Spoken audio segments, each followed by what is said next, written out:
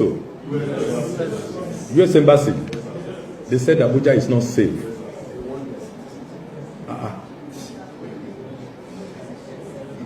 I'm just hearing that.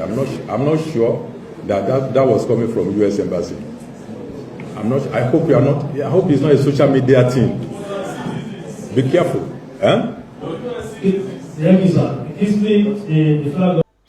All right, Inspector General of Police Kayode Egbetokun there. So I'll give you a background before I get into the details of the conversation.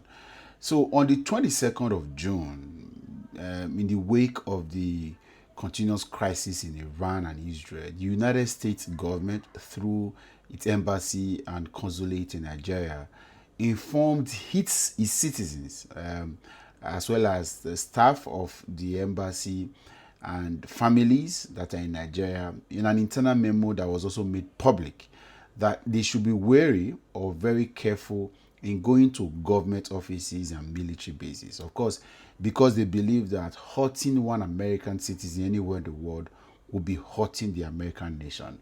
That's subject for another day of discourse anyway. But clearly, they were telling the people to be careful, specifically in Abuja. And I'm sure that would have gone to other embassies in volatile environment, and they were just saying, as staff, as citizens of the American state, and as family members, whatever, please be careful of going to military or government offices around Abuja specifically, so that you stay safe. Except it is of utmost importance, don't go there. They gave several advices. So 24th of June, a couple of days later, the Nigerian Minister of Information and National Orientation, Mohammed Idris, gave a counter directive and asked Nigerians, as well as all citizens of any country around the world, to go about their duties in Abuja freely, because Abuja, in his own words, is one of the safest cities in the world. And that was morale boosting. I think he was doing his job, and that was fine. But I would have expected that the Nigerian police force would have issued even a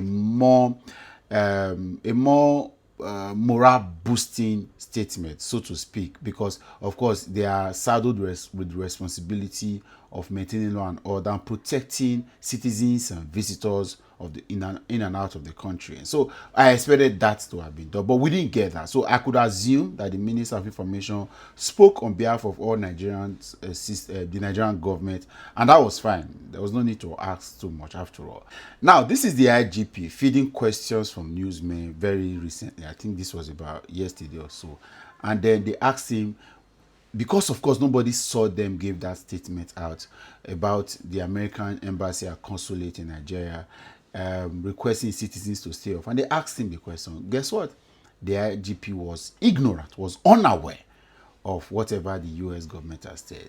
What it means is that there are three things basically. First, that we have an IGP that is analog, very analog. Unfortunately, he's taking upon himself the duty of being the personal security aide to Godswill Akpabio and forgotten his own duty. Very analog IGP. And this tells of the security architecture or the security practice or the security vision of this government. If you have an IGP, I'm not saying you should have all of the information, but you're supposed to have an intelligence gathering department that would have fed you with to look at what was said and then maybe gave a morale boosting statement. We didn't get that statement, but to now know that you were even unaware of the statement you were saying, I hope it's not social media, meant of course, because it's not social media, it is on their official website, and all of the that's one. Then two, there is this thing that has happened with our government places, and the Minister of Information was going to give a public statement without speaking with the Inspector General of Police or the police,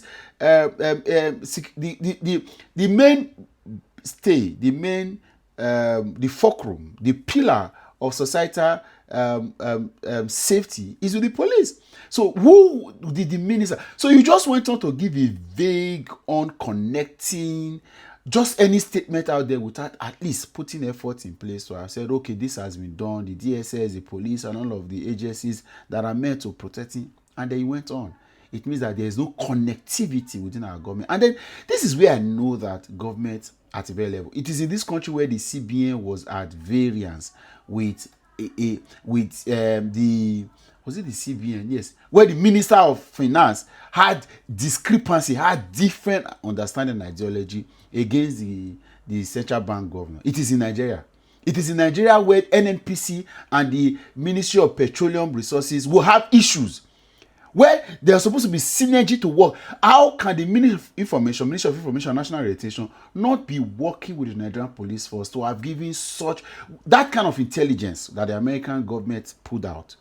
Should have been, would have people sit either in a Zoom call, in a conversation, and have conversations of how to again rebuff or rebuild, right, re-energize, redirect, refocus security for this period, because it was very important that they did. Now the IGP is very, very ignorant, unaware.